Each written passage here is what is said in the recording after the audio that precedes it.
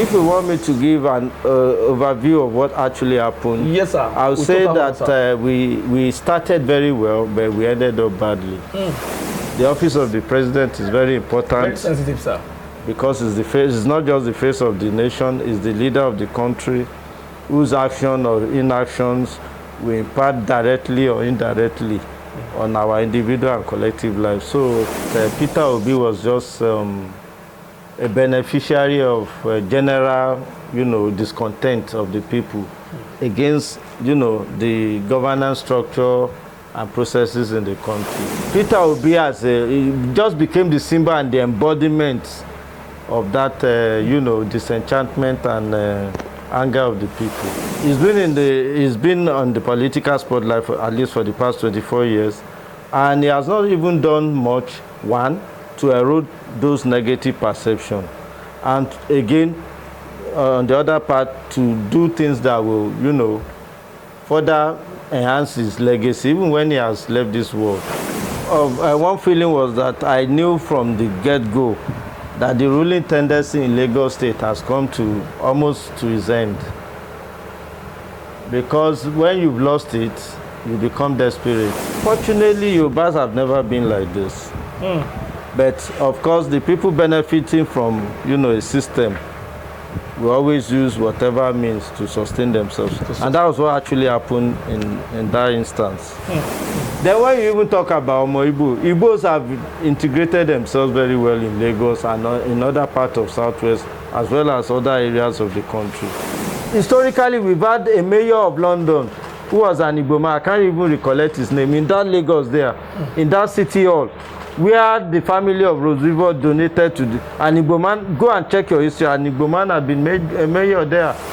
Most of the money they used in building Lagos up came from two sources. From federal purse. Federal government made deliberate effort to develop Lagos, being the former federal territory. Then again, from the tax people collect from indigenous and non-indigenous. And I stand to be corrected, the non-indigenous contribute substantial amounts. For the first time in the history of the country, the people's votes were beginning to count. And the people in government now began to see the need for them to do what is right. And that if they don't do what is right, they will be swept aside. What we are saying is that if election is to be conducted, let it be conducted rightly. Let the process be followed. If you win the election, fine. That means you become the reality we have to live with, at least in the next 4 years, but not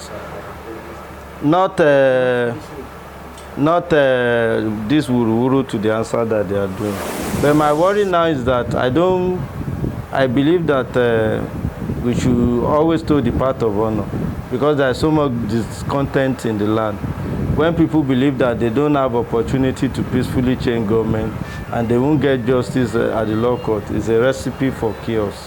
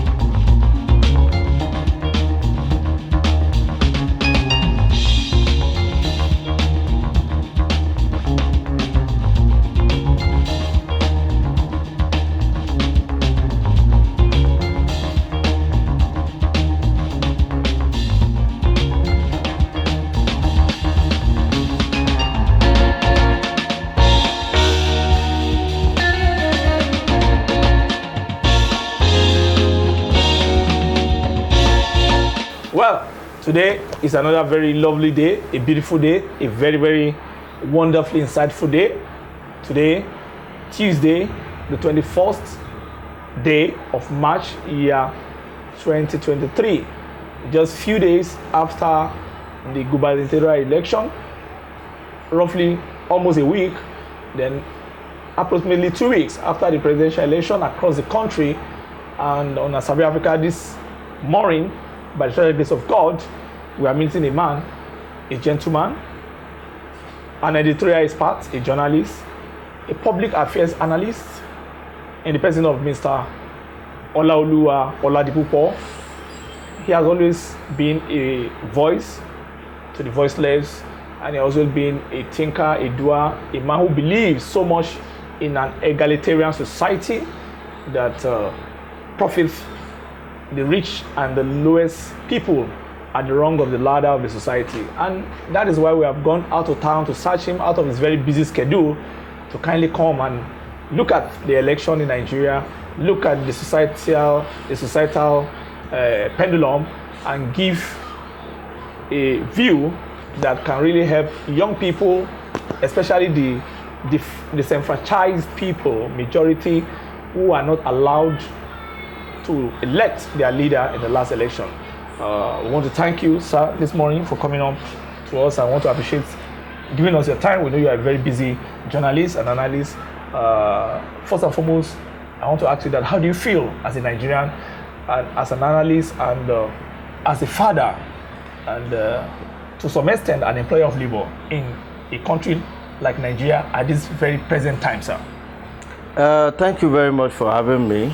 I'm very much happy to be here today, and of course there's no way you call me that I won't make myself available, especially at this auspicious time. Thank you so much, when we believe that we need to add a voice to, you know, the events and the happenings in the country. Yes, sir. I'm very pleased to be here. God bless you, sir. Flowing from the question you asked, I want to believe that perhaps this is the worst time to be a Nigerian, in the sense that we had a situation whereby there was so much hope that for the first time in recent times, or sequel to the successes we achieved in the Atahiru Jega, you know, 2015, sir, that we are going to, I mean, we are actually moving on, you know, progressively and better in our, you know, election, you know, management ability. But on the contrary, we had a situation whereby we just moved back about 30 years back to where we were coming from.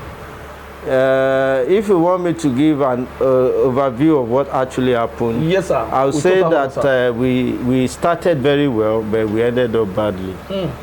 I remember that prior to the last election, we got so many assurances from INEC, you know, chairman, Professor Mahmoud Yakubu.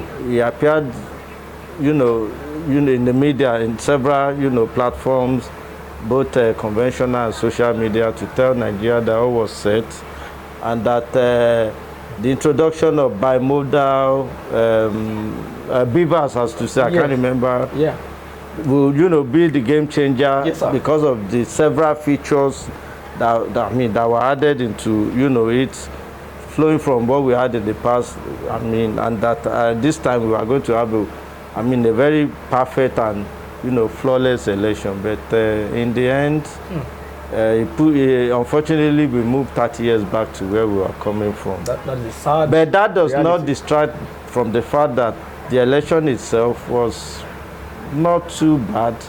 But the areas where we have concern is the outcome with regards to the presidential election, where, you know, maybe out of omission or commission on the part of INEC, the credibility of the outcome is still so much, you know, in doubt as regards whether or not the outcome itself was very credible and honest. But say from that, when we want to look at it holistically, for the first time, I want to give it to INEC when INEC was actually trying to use the Viva, until, you know, they actually compromised at the time. We had some upsets here and there. Governors who wanted to go to the Senate lost to relatively unknown politicians within their area of immediate areas of their political catchment area. I can remember my very good friend Simeon Lalong in Plateau, Iguanyi in Enugu, Ikpeazu in Abia, and all of that. So that was some of the positive take-home from the election generally. Of course, there's no way we want to talk about it that Yes, sir. we won't make a recourse to the presidential, I mean the flaws that were very noticeable in the presidential election. Of course, the office of the president is very important. Very sensitive, sir. Because it's the face, it's not just the face of the nation, it's the leader of the country whose action or inactions will impact directly or indirectly on our individual and collective lives. So anybody who wants to look at what has happened with the outcome of the presidency will have to be very concerned. I am not saying that Tinubu won the election or perhaps whether he didn't win. But the grounds of many right-thinking Nigeria is that INEC had promised to use beavers. Yes, sir. And what does beavers entails? What you do is that immediately elections are concluded and the returns in various units are, made. Yes, sir. All the discourse of the candidate for all the parties will be recorded in Form ECO8 or what is it called? Yeah, that's Then, added to that, whoever is the presiding officer in any electoral, polling unit will take a picture of the, form. Yes, sir. And send it to beavers. And then when it gets through, it's called the bimodal voters accreditation. Thank you very much. Bimodal voters accreditation system. Yes. So what then? They say it's expected to help reduce the cases of manual manipulation of figures. However, the human element remains a major concern. Okay, and of course the human element played themselves out in the process of electioneering. But that goes to show that the security was very complicit or slacking in the process and all that. So unfortunately, when those results goes to through beavers to IREV will now collate it electronically, so that by few hours after the election, we should have a clear idea as to, the voting pattern across the country and the preference of the people. With regards to all those who put themselves out to be elected. But that never happened. We now had a situation whereby INEC was able to upload results for the Senate and the Rep, but was finding it difficult uploading that of the presidential election. So until a few days after, maybe in the dead of night, I start to be corrected. Yes, it was dead of the night, 4 a.m. This is the first time we'll be having that kind of thing happening. Yeah. Even if they had gotten the result, I remember in the case of Yaradua, as a journalist, I remember that by 2:30 a.m. in the morning, they already had the result. But they had to delay till about 11 a.m. in the morning. At least for everybody to be there. And for everybody to be even when we were still using manual. Yes. But this one was, everybody just woke up the following morning, which is actually the third day after the election. Morning. Okay, the fourth day after the election, to be told that a certain fellow had actually won the election. So even if he had won, the process was not followed through. So it will naturally give anybody right-thinking person concern to ask. Because in anything that has to do with election, one must be transparent and must be seen to be transparent. That transparency was lacking. So it gave some kind of doubt to the outcome. Then I want to use this opportunity to you see, Obasanjo might have his own flaws. You mean General Olusegun? General Olusegun Obasanjo might have his flaws. But at times, because of the kind of people we are not reflective and deep thinkers. Immediately, anybody we don't like comes out to say whatever. We go all out to, Quite often. What he was saying, contrary to what they want us to believe, was that he's not saying the election should be cancelled. What he said was that INEC should ensure that all the areas where there were irregularities, INEC should do everything to correct those irregularities in areas where people perceive that they occur. And because foul play, then because many people don't like his face, they went to town to say that, especially in this part of the country, in Yoruba land, and all that. So it's not just the person who has won. We are talking about the process and the integrity. The credibility. Which is clearly lacking. especially with respect to the outcome of the presidential election. So if you look at the pattern of the election and you look at the outcome and you look at the resolution of the people, that is the strong will of the people, you see that a particular man happens to have recorded a thriving, what can I call it, trajectory, a thriving process. That is okay. You are talking of Peter Obi. Yes, sir. If I am to do a dispassionate analysis of what actually happened. Yes, sir.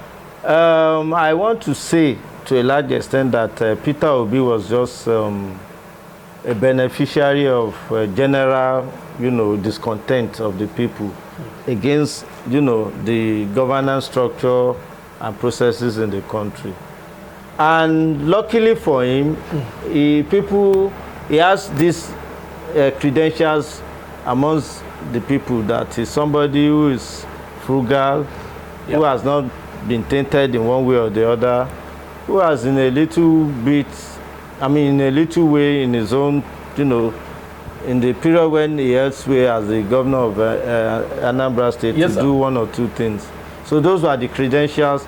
And unfortunately for the PDP and the APC, people felt that they've not done much to, advance the welfare and the well-being of the people. And more or less, Labour Party just became the third force that people were waiting for. In fact, General Obasanjo has always proposed for a third force, if you remember, for the last 4 or 5 years. Because opportunities are actually shrinking in the two, so-called major parties. So Peter Obi just became the symbol and the embodiment of that, disenchantment and anger of the people.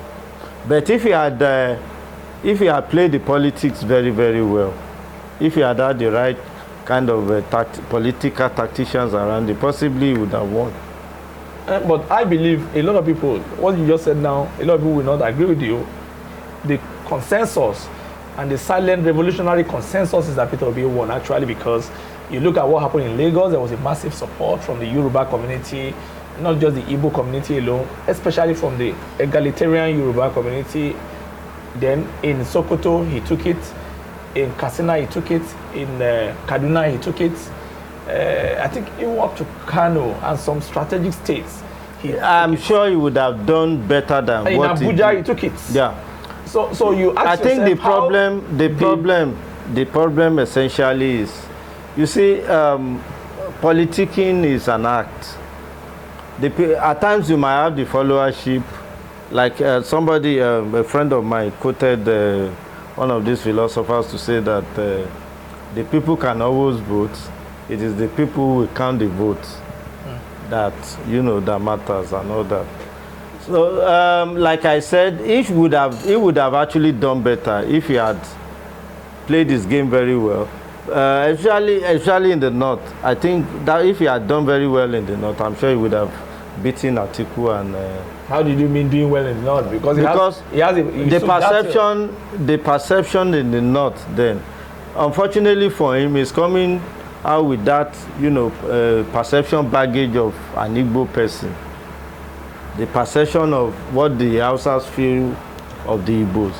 I don't think he did very well to assuage that negative perception. But it appeared that he did some homework. At least I'm not saying Muslim. He took an Hausa man. It goes beyond that. Hausa Fulani and a Muslim. Okay, if you want to say against the APC own that took Muslim. Okay, thank you. Unfortunately, well, my friend Ahmed, that he can be referred to as, but they are Tuaregs. They are not really Fulanis. That was what I actually was trying to say. Oh, you mean that is not Fulani? It's a Tuareg stuff. It's from somewhere in Mauritania and all that. Ancestrally from somewhere in Mauritania. Fulani, but he was born in the north. He grew in the north. Well, you see, you need to know. Politics is all about your ability to know the nuances of the component units of the constituency where you'll be vying for. For instance, the way a Yoruba man will see things will be different from the way the Igbo person will see it and the Hausas. So if you have to be the president of Nigeria, and that is what Obasanjo has done very, very well. If Obasanjo knows you are an Hausa man, he relates to you the way an Hausa man will relate with his brother and all that. And of course, he's a Yoruba man. And because of the fact that he has done that across borders, a little bit eroded his Yorubaness. And this is where he has one or two issues with the core traditional Yoruba and all that. But in the case of, well, I want to believe that if there's anything Peter Obi has done very well is that he has been able to tell the establishment. He jolted the system a little bit by his performance. Of course, for the first time, we now have a third force that did very well across the country. That is not to say that I'm not saying he might not have won that election. I think it's a correct statement now. But I would have wanted a situation whereby he would have won overwhelmingly, but without any form of controversy. It appears he won overwhelmingly. Look, the announcement was made and the whole country was cold. So imagine if a Peter Obi will have been announced as a winner, you will have imagined the kind of, even from the international observers down to certain organizations like NADECO USA, down to some other, what can I call it, bodies, political, what kind of alienated bodies that saw the atmosphere. Everybody believed something was wrong. If you ask from the real people, even from the editorial chiefs, the analysis of the election is that, oh, this man, how did it happen that he won strong states, people-oriented, masses-oriented states, and he was not declared winner? How can you lose Lagos, lose Sokoto, lose Katsina, lose Kano, lose the FCT, Federal Capital Territory of Abuja, and you are declared the winner? And the man who I think the major problem Tinubu now has is that he doesn't have 25% in Abuja. And that is what is, I mean, there's a lacuna on his victory regarding that. Like I was trying to say, you see, like the other time when I came here, I said society has a way of regenerating itself. If a society is moving towards one trajectory, I wouldn't know, a combination of many other factors will serve as, will serve as a combination of many other factors will bring it back to, you know, the right track. And that is what we saw in the last election. So I just want to say that Peter Obi has promised to, you know, fight this to the logical conclusion. And I learned that he filed his what is it called, yesterday, his case at the Court of Appeal. So he's a very shrewd and meticulous human being. And I want to believe that, and he has a very good lawyer. I can't remember his name. They said the guy has never lost any case before.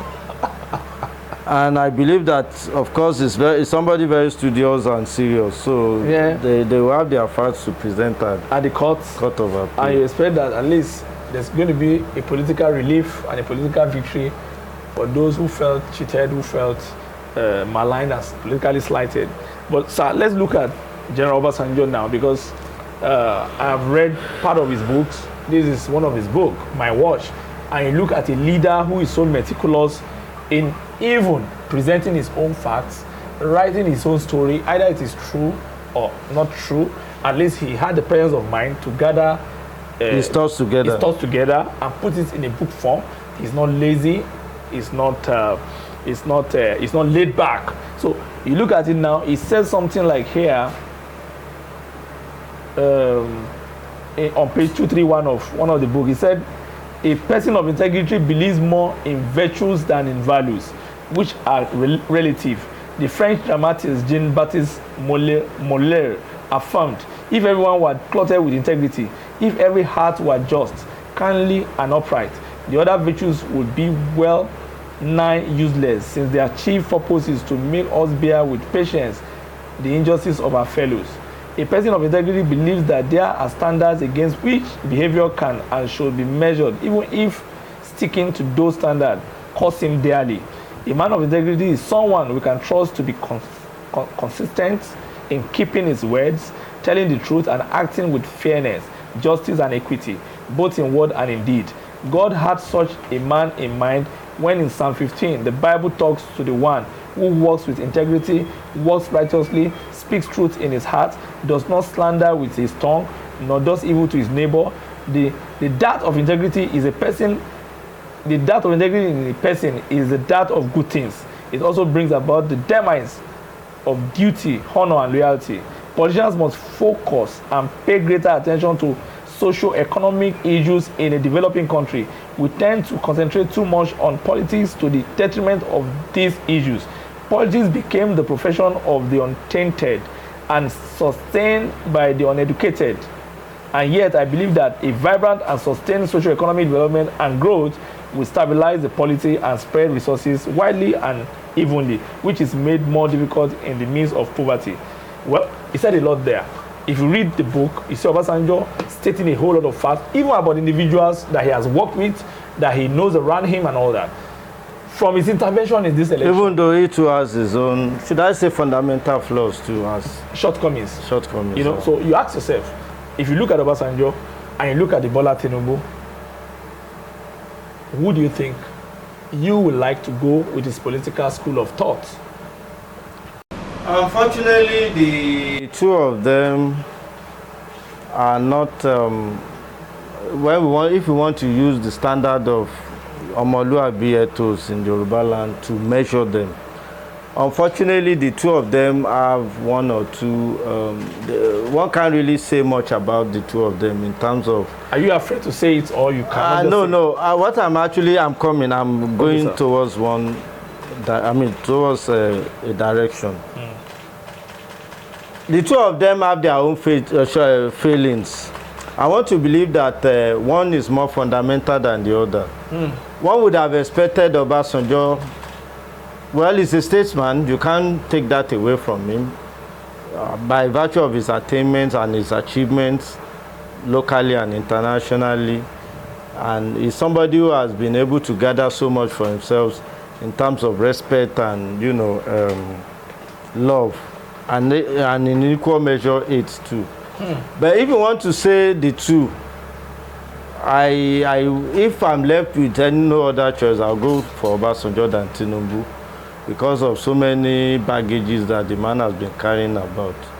And he's been in the political arena for the past, at least visibly for the past 24 years. No, I'm talking of Obasanjo. I mean Tinubu. Okay, Tinubu, okay, yes, good. He's been on the political spotlight for at least for the past 24 years, and he has not even done much, one, to erode those negative perceptions, and again, on the other part, to do things that will, further enhance his legacy, even when he has left this world. But what do we now have? The kind of, pedestrian, prebendal politics that he plays up and down, and all that. I would have expected that he would have been more statesmanly and dignifying. Now that, he's a little bit over 70, at least officially as he claims. Yeah. So I think that answers your questions. But unfortunately, if we are to limit our discussion to Yoruba land, yes, sir. We are all Yoruba people here. The Western. Unfortunately, these are the options we have when we talk of leadership in Yoruba land as we speak. But if we are to put one against the other, I believe Obasanjo towers a little bit above Tinubu. That's a very fantastic one. Sir, honestly, you have really analyzed General Obasanjo very well. But the follow-up question is that, will you agree with his perception, with his submission, that the election, especially the presidential election, was not a good one? I think that's the general consensus on the part of everybody. Even Tinubu, national chairman of the APC, said that the elections were not perfect. So if the chairman of the ruling party can say, the party that has won has said it then, so it's a general consensus. Everybody knows that there are so many shortcomings with regards to the outcome of the process leading to the outcome of the election. Now you promise to use beavers. If they had actually used beavers, we would have gotten the right, outcome. Yeah. Then again, you delay for some time, like they delayed this governorship election. When you delay, you give room for people to be suspicious. The 1 week delay. Yeah. Let's really come to the governorship on before we go back again to the general purpose. Look at what happened a day before the governorship election, which supposed to come up March 11, but was unfortunately shifted to March 18 due to some irregularities on the part of INEC and maybe because of the court injunctions here and there by... There was no way INEC wouldn't have shifted it. INEC was under, at that material time, was under intense pressure from the political parties, the international communities, then so many other interested groups. For instance, I knew that the party had actually gone to court to ask the court to be given the permission to be able to look at the the materials that were used for the election. And so there was the beavers. So there was no way you could have rushed into that election, if not because of the fact that they just had to do this election. They were even proposing a 2-week shift from what I was able to gather. Does it mean that they didn't prepare the technological aspect of transmission because they were saying they want to keep? There was nothing really wrong with beavers, and there was nothing really wrong with the process of, should I say, transferring election from the polling unit to the IREV.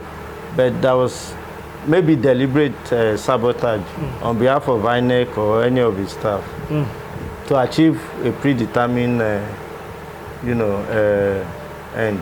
To achieve a predetermined end. So you look at it critically now. You see, let me ask that. A day before the election in Lagos, especially in Lagos, we had non-state political actors coming out to threat a particular set of people, especially the Igbos, who have been imagined to be a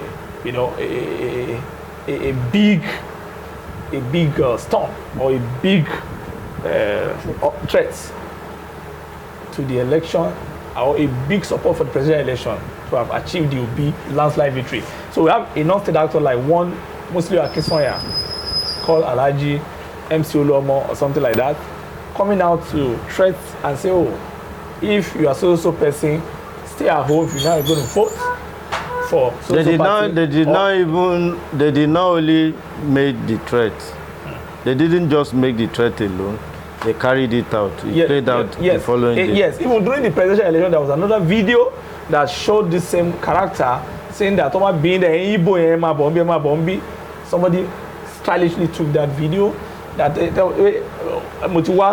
So there was this kind of fear in the atmosphere that the Igbos could decide the fate of the election, and we had a very honorable gentleman called Gbadebo Rhodes Vivour, who is still the candidate of the Labour Party, whose father has come out to say, oh, I'm a Yoruba, I'm from the historical Lagosian family, Rhodes Vivour family, though his mother is an Igbo, and maybe when he was young, he lived through with his mother much more than the father. Like, it's normal, it's a usual thing that a mother will always have the larger part of a child during the developmental years.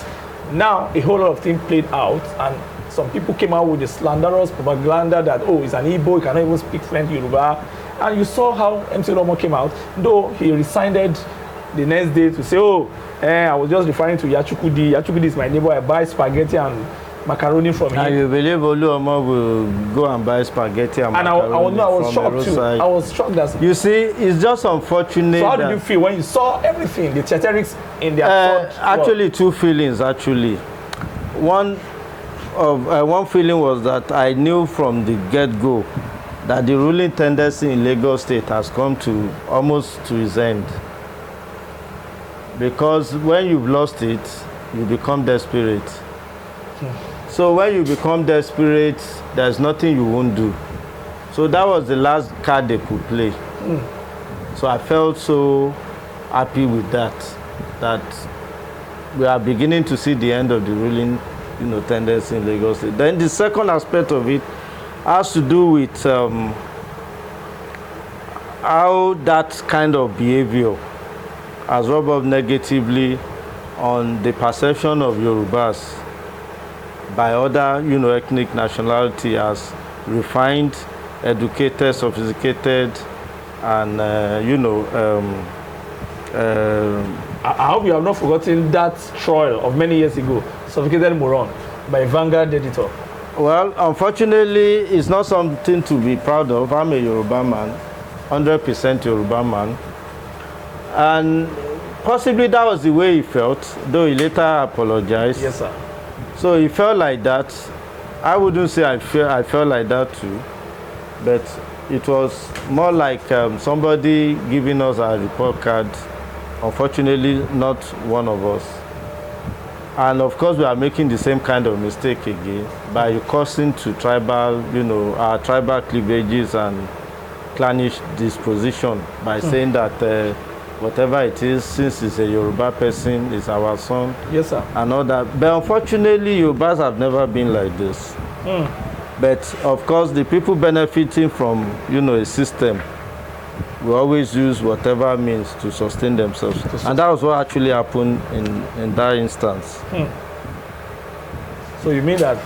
It's unfortunate it happened. It's a reflection of several years of misrule in Lagos. I always talk about late Alhaji Jakonde. Look at us in our millions. Yes, Alhaji Lateef Jakonde. Yeah, we had opportunity of free education. It did a lot in terms of human capital development. But what do we have now? Somebody somewhere who is a godfather will be giving people pittance. And of course, in a place where you have so many hungry, poor people. So those kind of people will always do whatever the person who gives them the crumbs. They will always do their billing. So that is what actually played out. For instance, I don't want to mention his name. Who is MC Oluomo, for crying out loud? He's one frustrated tout. But because of the kind of skilled society that we find ourselves, he became a billionaire overnight. This is somebody who can't even write his name. If you write Musiliu, Musa, Moruf, Muiz, point to your name. I don't think you'll be able to do that. So that is a reflection of the legacy of Tinubu in Lagos in the last 24 years, which is very, very unfortunate. But unfortunately for them, they are misreading, the situation. Because it wasn't just the Igbos who voted for Peter Obi. There are so many, tendencies that came out to vote against them because of the kind of, way they've been administering the state. The transporters, the market women, the students, virtually everybody who felt that after 24 years, there has to be a kind of clean, fresh, a clean atmosphere for everybody to thrive. But unfortunately, the Igbos are the target. The main target. Yeah, which is very unfortunate. And it is now for me to tell them not to stoke ethnic or tribal war in Lagos. Because these are people, don't push them to the war. The average Yoruba man is not warlike, they are warlike. Don't forget that they fought the civil war before. And I don't think we've ever fought. The last time there was war in Yoruba land was almost 200 years ago. So the Yoruba are not primed to be very aggressive the way other people are. So we should be mindful of the way we push them. It's a sad reality that Lagos is a cosmopolitan area as we speak. Virtually all the ethnic nationalities are domiciled in Lagos, doing their businesses peacefully. And moreover, is it nice for somebody to be paying tax somewhere? You collect their tax and they do everything, and you now say that they shouldn't be involved in the their own political, in the politics of the locality they find themselves. And again, that is another irony in the structure of the Nigerian state as it is. Let me even use myself as an example. I was born and bred and raised in Lagos. But unfortunately, by virtue of the fact that my parents come from Osun State, I'm limited. If the constitution is well drafted to do away with this state of indigence and all this stuff, maybe all these incidences will be reduced. Then when you even talk about Igbos have integrated themselves very well in Lagos and in other parts of Southwest, as well as other areas of the country. So why are you now saying that they are strangers and they can't? And moreover, nobody is even contesting anything with you. They know their limit. They know that they are tenants. One or two of them might want to go overboard to say things like that, but it shouldn't be the way you perceive the collective, that there is a well-defined something to take over the. I don't think such exists. Some of their arguments and aggro is that, oh, some Igbos are saying Lagos is no man's land. But do you believe that Lagos is actually no man's land? It will be foolhardy for anybody to say Lagos is no man's land when we have our customary, presence everywhere, traditional and customary and historical presence everywhere. Of course, nobody will tell you that their worries own the larger part of the state, from Isolo to Badagry, then come back to these houses to Otahia. They are well established. Their ownership of the entire stretch of territory that I've mentioned is well documented and known to everybody. So maybe they don't understand the context in which those people say, because of cultural intercourse, okay, and the cosmopolitan nature of Lagos. Everybody sees himself as a Lagosian. So you are disagreeing that Lagos is no man's land? You are, because Lagos, the Oba of Lagos once said that, oh, it's the Benin that owns Lagos. At the time, I remember that some other traditional Yoruba leaders and even people who are non-traditional told him that if that is the case, you are a tenant in Igaidugon. And I remember that he came back to recant. He recanted? Yeah. Out of shame or out of... I wouldn't know why he did it. You see, when you begin to make some foolish claims, all other kind of assertions that are very derogatory will be coming from one part to the other. I don't think these are the things we need now. Look at Akabueze, the former commissioner for budget, establishment and budget, planning and budget in Lagos. Except for name, you won't even know this man is an Igbo man. He speaks Yoruba so well. He was born here. Maybe he went to school when he wanted to do his tertiary education in the East. The guy is more like a Yoruba man. He's Onkpowe. And he's very deep in thoughts. Except he tells you his name or somebody comes to tell you his name, you don't even know that he's now that kind of person now. We do now say that he has not integrated very well. And we have them in their numbers in Lagos. People who, the only thing you know that they are not Yorubas is when they mention their name. Look at this gentleman who was singing Fuji at the time. Yes. Soniti Adeshoko. Soniti Fuji. There was a time my late mom, we were just at home on radio, then my mom that was perhaps the first time my mom had to listen to him. And the kind of way the guy mastered Yoruba language, his mastery of Yoruba language was so strong that my late mom had to say, I said, yes. Somebody like Claron Chukura now, would you now want to say that Auntie Claron is an Igbo woman? Or Ngozi Nwosu? You see, it's just unfortunate that we have to go this low. Look at UK. The mayor of London is an Indian. Yeah. Their Pakistani. The prime minister is from Pakistan. Yeah, the present one. I'm not sure that can happen anywhere in Nigeria. So we really need to define our coexistence in a very, very... I wouldn't know whether we need to do it constitutionally or maybe there has to be a kind of enlightenment. For instance, I'm from Osun. I was born and bred in Lagos. I never doubted my roots. But the situation in Nigeria will make me want to make a recourse back to Osun State, where my parents come from.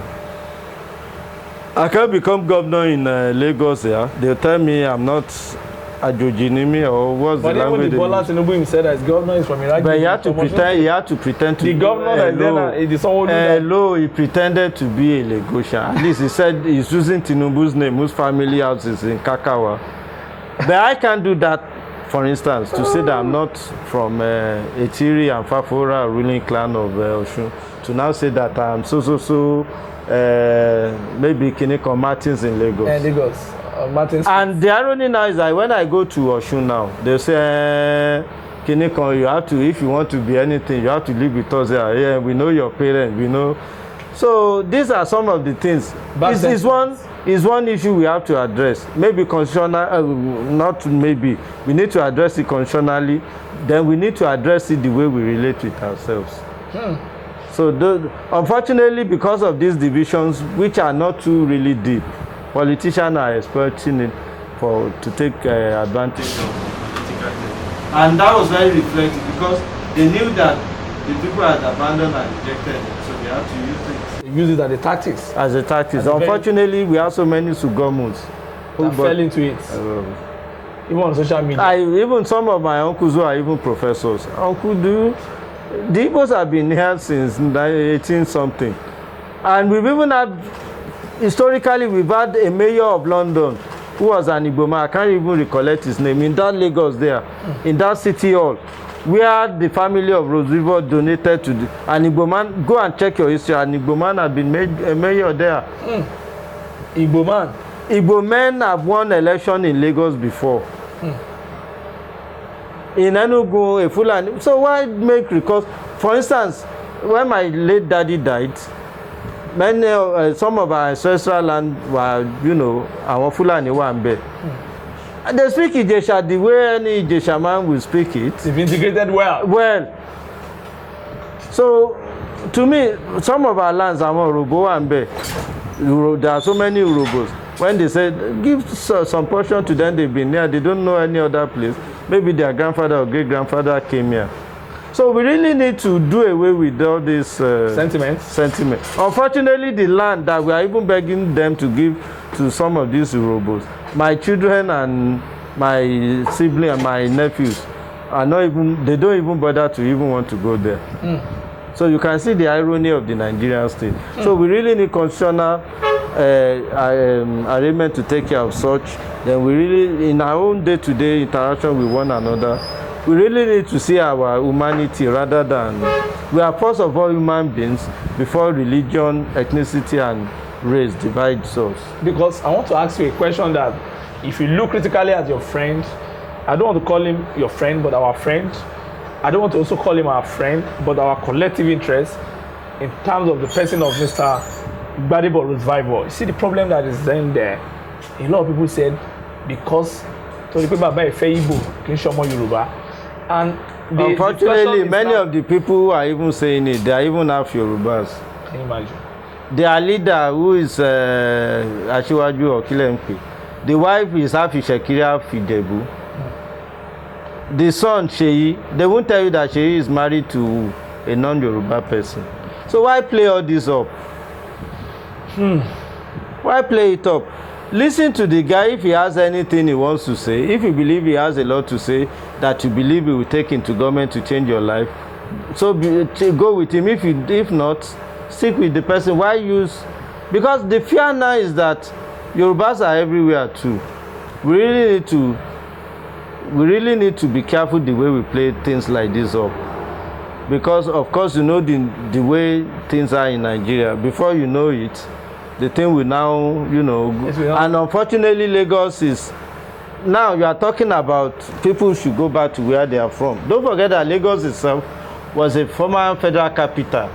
And don't forget that the money, most of the money they used in building Lagos up came from two sources, from federal purse. Federal government made deliberate effort to develop Lagos, being the former federal territory. Then again from the tax people collect from indigenous and non-indigenous, and I stand to be corrected, the non-indigenous contribute substantial amount. So when you collect tax from them, I mean, naturally if I pay tax somewhere, I want to know how my tax is monitored in terms of who becomes the governor. How your tax is utilized. Unfortunately, all these characters making this noise, I've sat through all the Labour Party candidates, except for the one in Amu ward of who won this House of Assembly, who's an Igbo. Virtually all of them are Yorubas. So why all this noise? So it's just a political gimmick of a ruling clan who has lost touch with the people. They escape this time. If they don't play their game very well, to sit down and, you know, find out what they've done wrong, they might not escape in 2027. I'm going to ask another question, but let me ask you that. Who do you think Gbadebo Rhodes Vivour is? From a close encounter, from a close analysis of him, who do you think Gbadebo is? Because I've watched the video of his father, and I saw his father to be a very aristocratic Lagosian. That is one of the problems they have. Okay. Many of those people who are making these claims are non-Lagosians, in the real sense of Lagos. There was even one Fulani Ilorin who is even saying, Kiniko, because he has, I'm sorry to say this, apologies to my Fulani friends and Fulani Ilorin friends, I'm sorry. But just know the context in which I'm saying this. Who is even saying that Gbadebo is even an anomaly, that he shouldn't. You see, it's just unfortunate. Gbadebo comes from a well-established family. The father has traced his history to about 10 generations, how they came. Now, they now went to that source of generation to now say the person who was Rhodes himself, who was from Abunema or somewhere, who now came to reset. You see, these are unnecessary. It goes to show how petty and how clueless and stupid people can be at times. Very, very sad. Very sad. I read it, I laughed. But I'm just laughing now. That he came from Abonema, he was captured somewhere, taken to Sierra Leone. He came to Lagos, begged the Oba of Lagos. He gave him land. Too sad. One means can be desperate.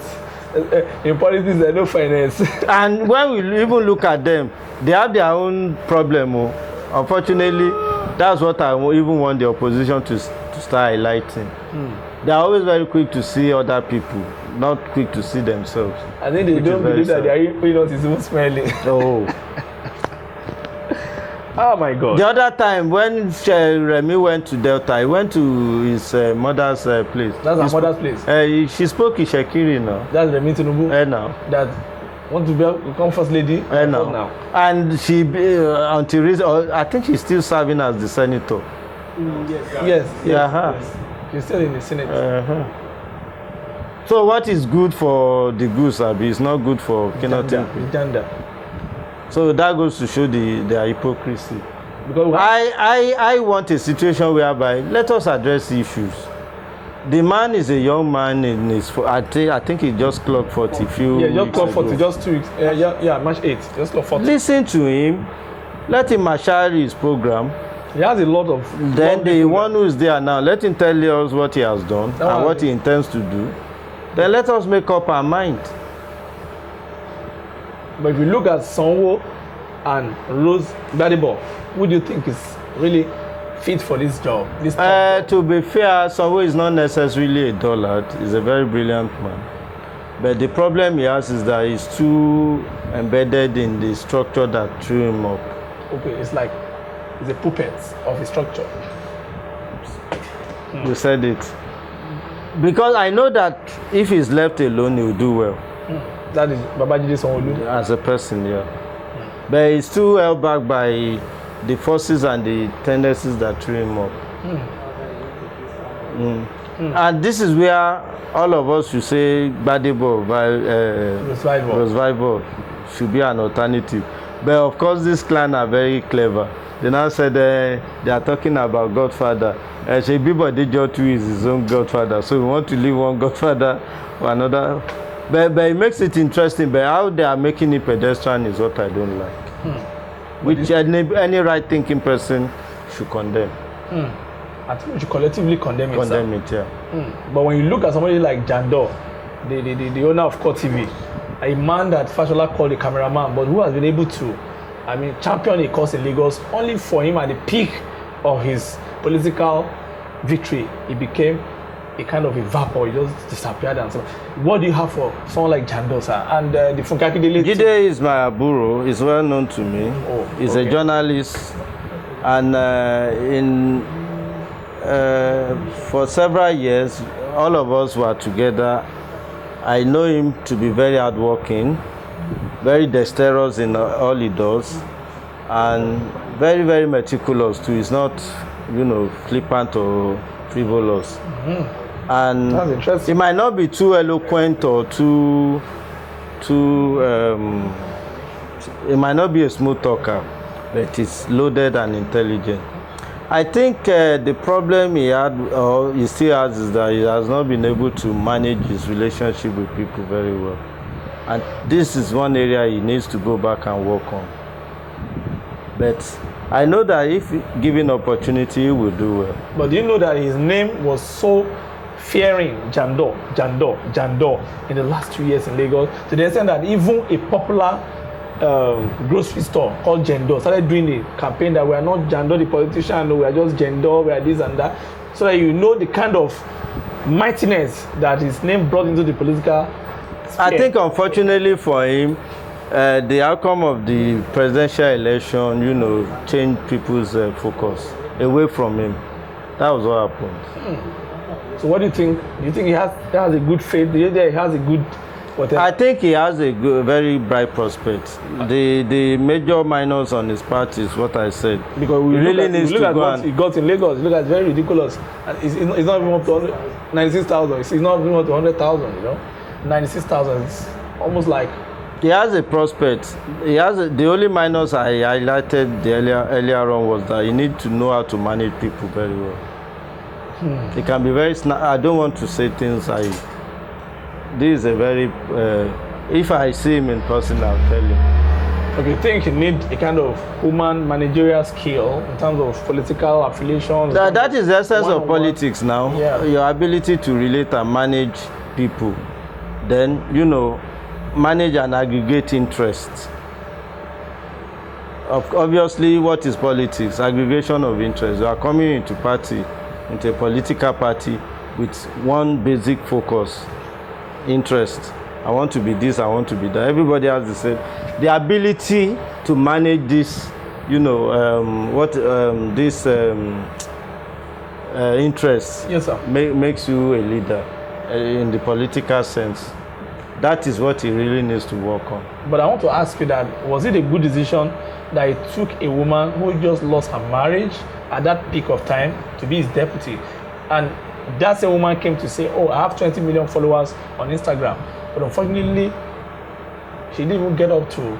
She even lost her polling booth. Yeah, she lost her polling booth. Funke too is my aburo. We were together in Unilag. Yeah. Very fantastic lady, creative, one of the best actresses. But I mean, politics is another, you know, scenario. It's not acting. But unfortunately, he never learned the ropes before, you know, being picked for such role.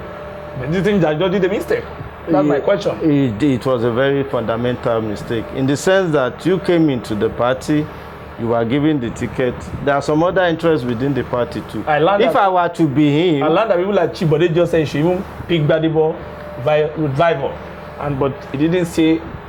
He just waved it aside because he felt that. He said I heard him that he was talking about godfatherism and all that. Yeah. That was what actually sent him away. But you knew that there were godfathers in PDP before going there now. So, like I said, he needs to be able to manage people and how to aggregate interest. That is where he got it wrong. But if he's able to do that, I believe he has very good prospects. He has a good prospect. Yeah. You mean tomorrow can be still better for Jandor? He's somebody who's a dogged fighter. He can fight if he has the right momentum behind him and the right people behind him. So you are saying that PDP should not throw him away? I don't think PDP will want to throw him away. Let him just sit down and reflect on what has happened. Then try and, you know, plan towards 4 years' time. These are very young men. In 4 years' time, he'll just be 48. No, it's going to be 44. Okay, 48. Okay, 48. You're right. 48. So, you're right. Let me ask you this. You will still be in the contention for that kind of position. Okay, I want to ask you a question that is very strategic now. That when you saw Governor Babajide Sanwo-Olu suddenly become, let me just use it lightly, he became an usher in a church on a Sunday, became a visitor to another church on another Sunday, became a visitor to the Computer Village.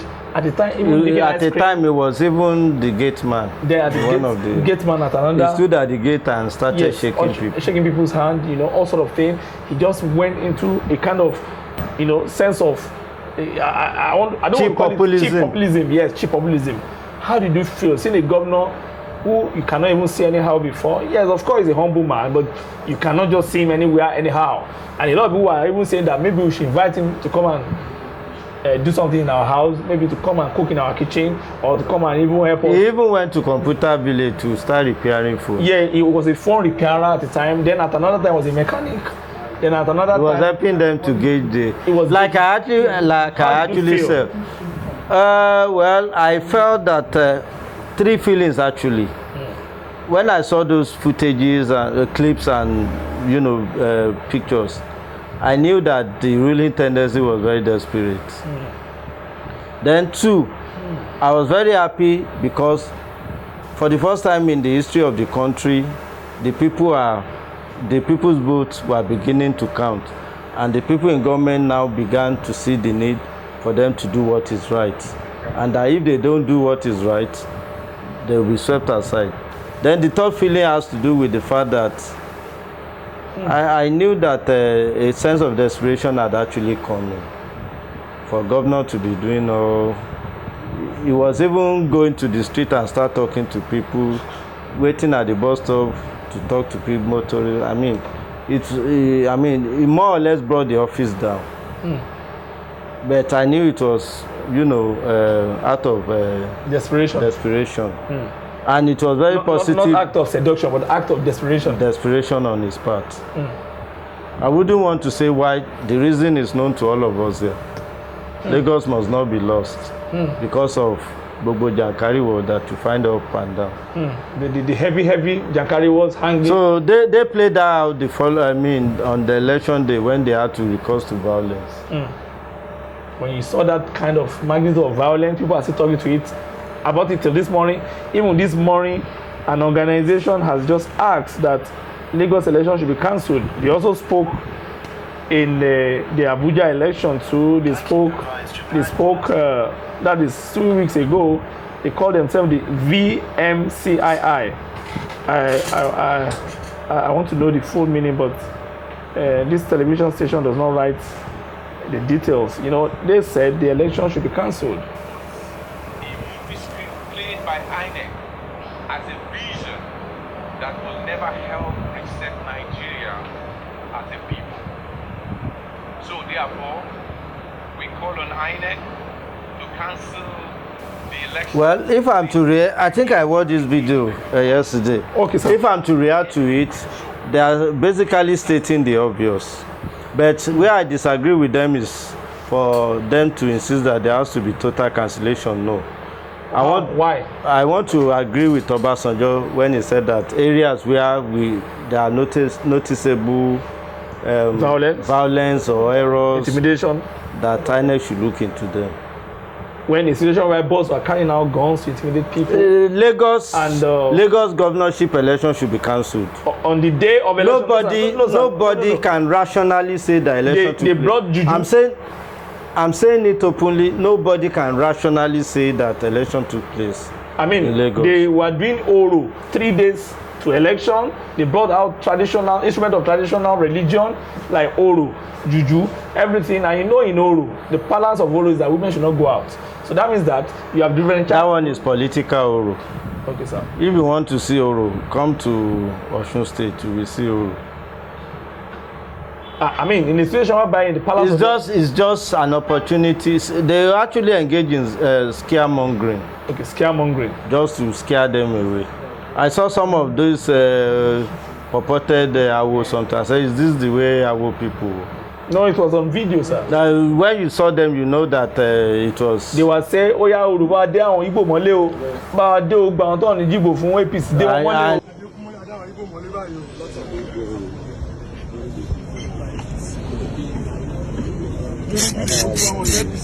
Adéogun wọlé báyìí. Gbogbo ọ̀tá ìlú Èkó, Adéogun wọlé báyìí o. Aṣígbogbo báyìí. Aṣígbogbo ọmọ olóko lọ́tà, aṣígbogbo olùjọ báyìí o. Olóko lọ́tà, aṣígbogbo olóko báyìí o.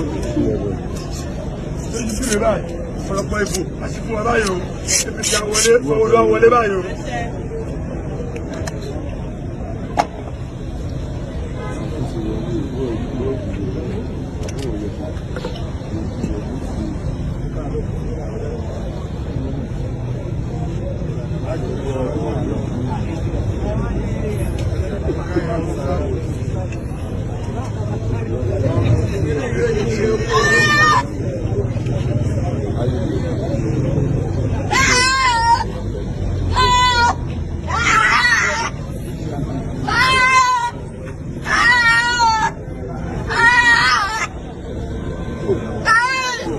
Is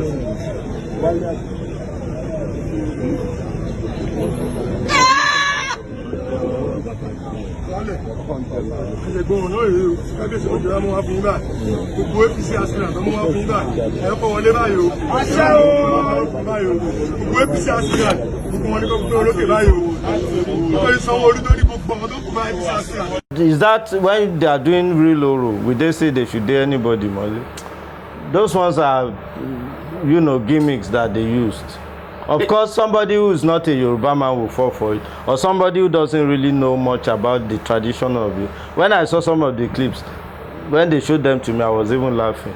But you don't need I'm not a member of any. You don't need to laugh. So it's a very serious because I matter, know I'm not a member, but I know to some extent I have relatives also who are members, and I don't think they behave the way they behaved. So what they engaged in was nothing more than scaremongering. Even at the governor's polling booths, with total honor, and I'm not trying to be, I'm not trying to say beyond this, there were people who was scared away from even voting at the governor's polling booth, who was saying, if you are not for Sanwo-Olu, Mawasibi, you know, all sort of harassment, embarrassment, and all that.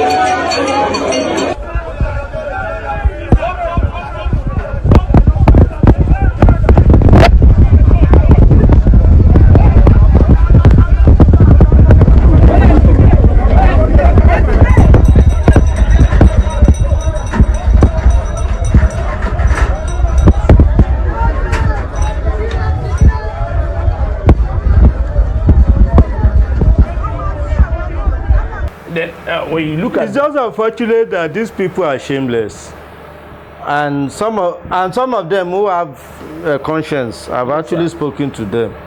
They are thoroughly embarrassed by what happened, because there is no way any right-thinking person would think that what took place in Lagos last Saturday was an election. in Lagos. So if it is Lagos, the election can be cancelled or should be cancelled. If it is in Lagos, I believe the election should be cancelled. You understand? Even Mr. Faz, the son of Barrister Femi Falana, the musician, has said, Your Excellency, this is a selection, this is not an election. And a lot of people have been abusing the young man. You don't forget that these are part of the say no to SARS or whatever, NSARS movement. Faz and the other young guy, Mr. Macaroni, a very great man, a very innovative man, a very dynamic gentleman. I mean, these are young people who are saying no, that we need a new dimension of leadership, we need a new orientation, we need a new sense. What we are saying is that if election is to be conducted, let it be conducted rightly. Let the process be followed. If you win the election, fine. That means you become the reality we have to live with, at least in the next 4 years, but not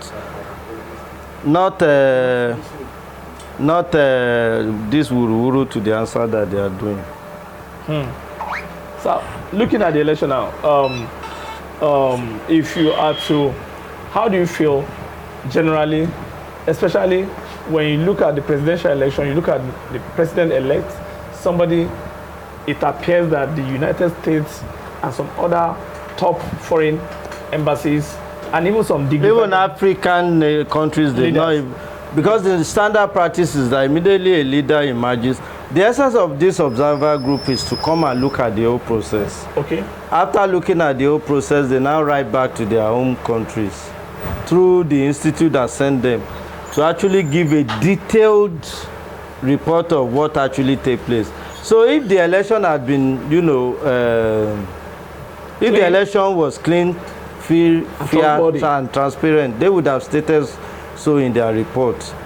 And that would have formed the basis for which the leaders will now write to congratulate the president-elect. The president-elect. But in this case, the report that all these organizations turned into their own government were, very negative. So obviously, the government will now rely on the report that was sent to them by. So no right thinking and self-respecting government or leader will want to, lend credence to this GBT that was done. Unfortunately for him, no African country, as bad as no African country has even written, because the standard practice was that they will write formally. Yes, sir. If it could be directly from the president. Not on Twitter or Instagram or Facebook. Or their embassy, they will instruct their ambassador to write on their behalf, and it will be documented. That hasn't happened. So how do you feel with that kind of victory? Do you see it as a Pyrrhic victory or a profound victory, sir? I would have said a Pyrrhic victory, but these tendencies are people who are very clever. But they are very clever, and they have their hands in all, what do I even put it? Arms of government. Imagine the chief judge the other time got carried away. So how do you not expect him to be fair to opposition? No, he was saying that maybe he's happy with the G5. The G5. What's his business? Is he a politician I was shocked. To be happy with what the G5 people are? I was definitely shocked. It goes to show the level of the rot. But my joy now is that we had a situation. If they have to be meticulous in this case, because the evil they did in Anambra is still haunting them.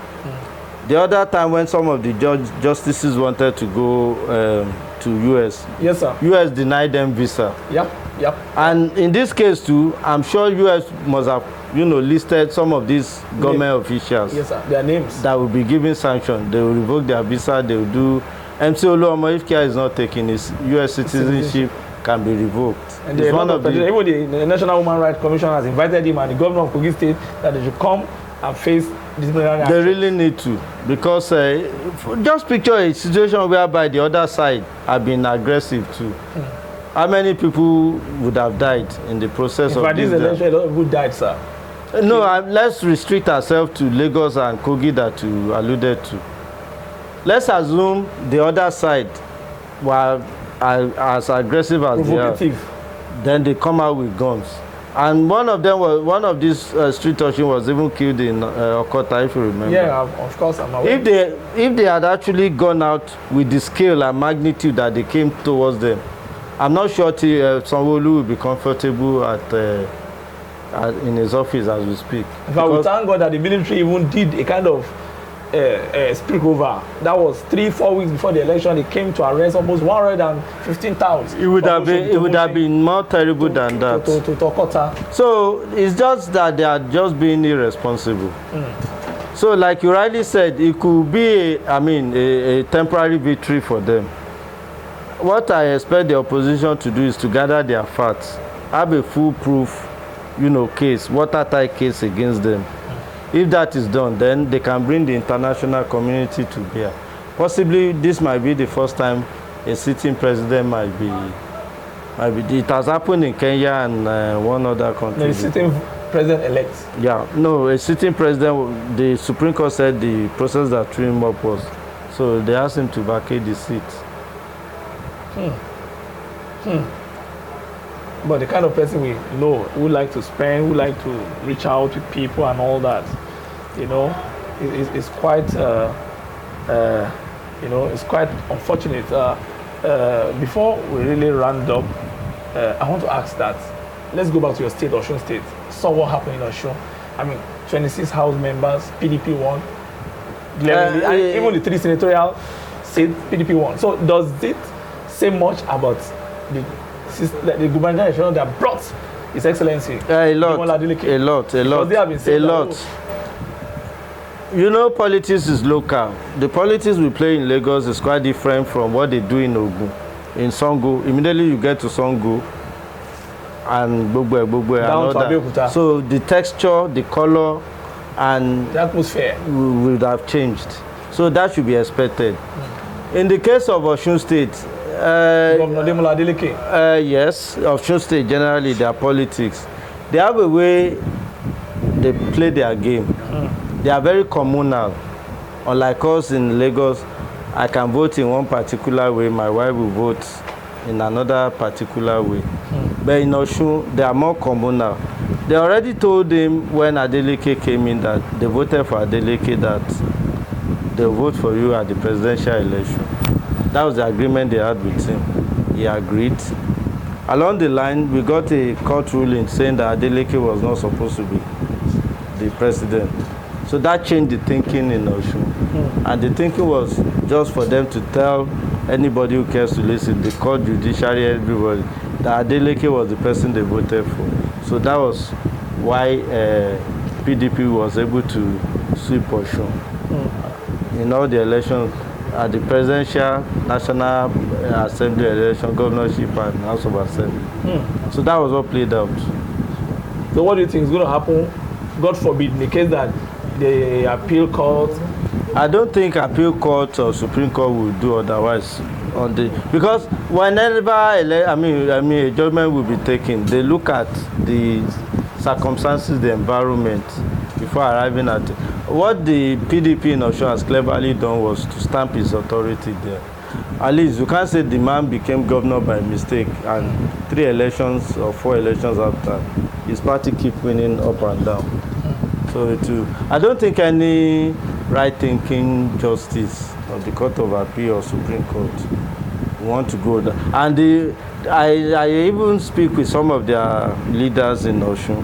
The only avenue open to them is eligibility. They are not even saying that they are not talking about beavers anymore. Because what the electoral says is that if by the time you are on queue by 2 p.m., even you can be 1,000, all of you will have to vote. The election can stretch till midnight, no problem. So beavers, I'm not holding brief for them. They might not do well when they want to, if they want to canvass that as the reason for the Court of Appeal to remove him. But what they are talking about is eligibility. Unfortunately for him, the court that removed him from office said he was eligible. So I don't see anything happening, to topple him. So will you say that the Olaolu should say bye-bye to the seat? That is what's that his name? Oyetola. I think he should. He's a brother. He should just accept that is the way Osun people has voted. It's a reality. Let him go and plan for another 4 years if he still wants to come back. Because the circumstances that brought him initially was very faulty. Yeah. So people now said, okay, fine, we want to confirm the fact that we voted for him, which they did. So with what happened to Adeleke now, would you agree that he also won in 2018 when Ahmed declared it inconclusive, like they are doing to Adamawa in Adamawa and yes. Kebbi? It's just unfortunate that INEC has become part of the establishment. If they had actually stuck to what they said they want to use, beavers and all, follow the process through, maybe the opposition, the ruling party won't get more than 8 or 9 states. But because of the fact that so they need to work for the party in government. But my worry now is that I believe that we should always do the path of honor, because there is so much discontent in the land. When people believe that they don't have opportunity to peacefully change government and they won't get justice at the law court, it's a recipe for chaos. Recipe for anarchy. Anarchy and chaos, which everybody should not try to. Before I ask the last question, what is your position about the Muslim ticket? Because a whole lot of people are saying, oh, Obi want to divide the nation. He's saying that the church should take their nation back in one of his statements. But people are looking at that was an error on his part. I don't have any issue with Muslim tickets. Why don't you have any? Thank you very much. I think like it will. It will tally with what I told you before. All this, for instance, Jakonde and what's his deputy Jafojo, they were Muslims. But it was not relevant. It was not the public opinion thing. Because we made it public. I don't care. Are you a Christian or a Muslim? I am a Christian. A born again Christian, sir. I'm not. Don't call me a born again Christian. But I come from my two families, maternally and paternally, are well-established Christian families.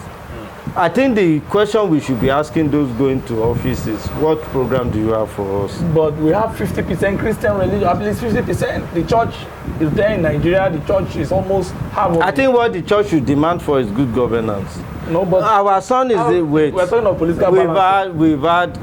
Okay, now during are you saying there is no Christian governor? I'm coming. During Buhari's regime, we have a balanced ticket. Yes, sir. Is Nigeria better off now than 2015? We've always had balanced tickets.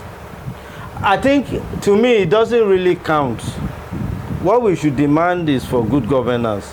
But in this instance, unfortunately, the personalities involved will naturally give some people some it's a fear or misgivings and all that. But to me, it's big concern, sir. It shouldn't really be an issue. Big concern. To me as a person. Big concern. My worry now is that after 4 years, what have you been able to do? After 4 years, what have you been able to do?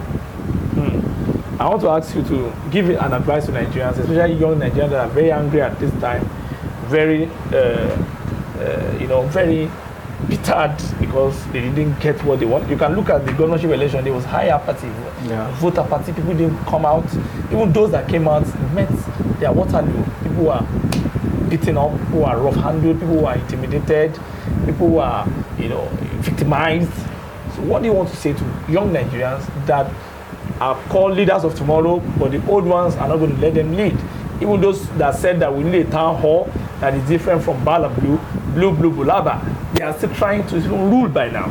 So what are you going to say to them? Before I come to that, I'm happy that when you look at the elections, we have some youths, who won many constituencies in Ife, in Kwara, that my very good girl, Rukayat, in Oyo. 26-year-old girl.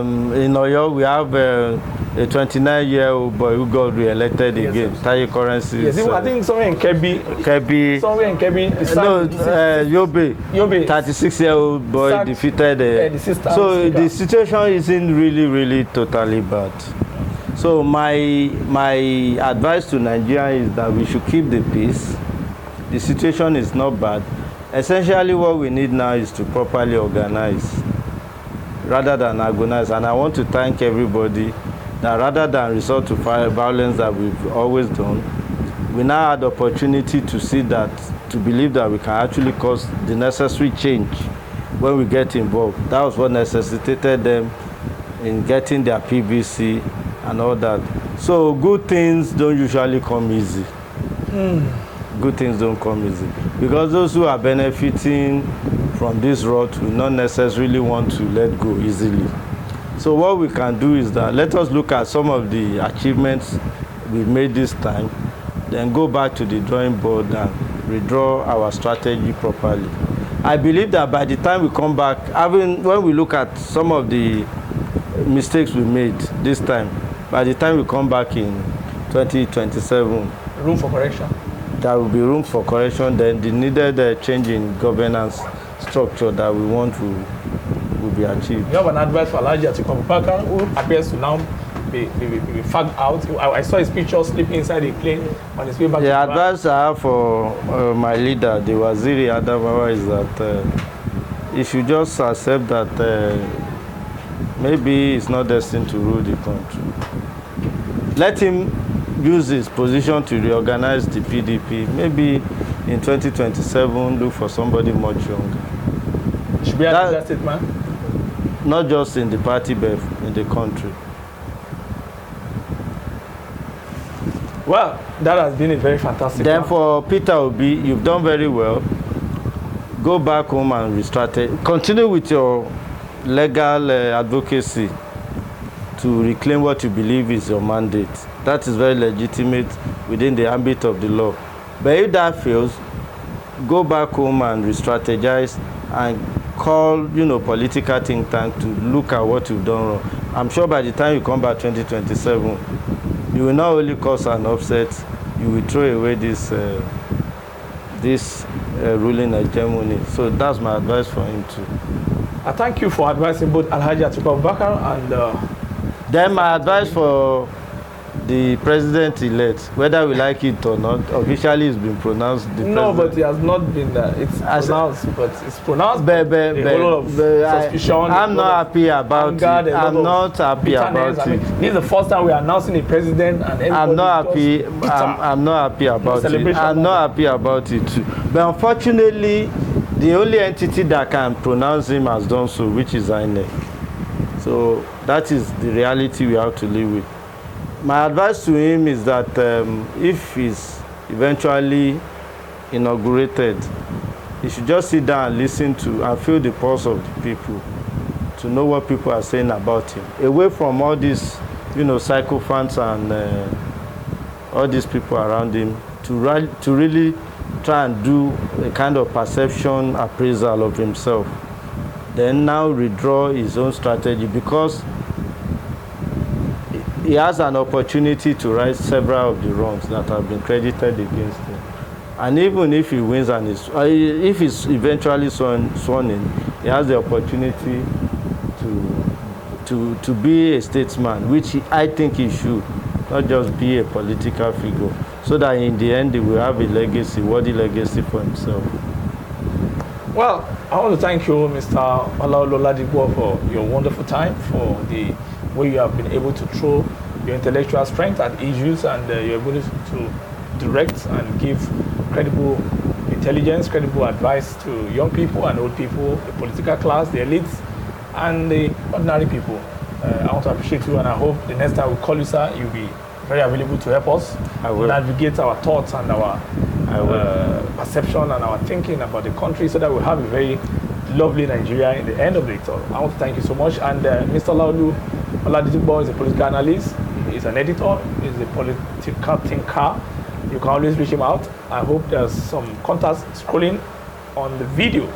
You can reach out to him. If he's less busy, he will give you his advice, he will give you his narrative about Nigeria, about politics in Nigeria, and the way forward.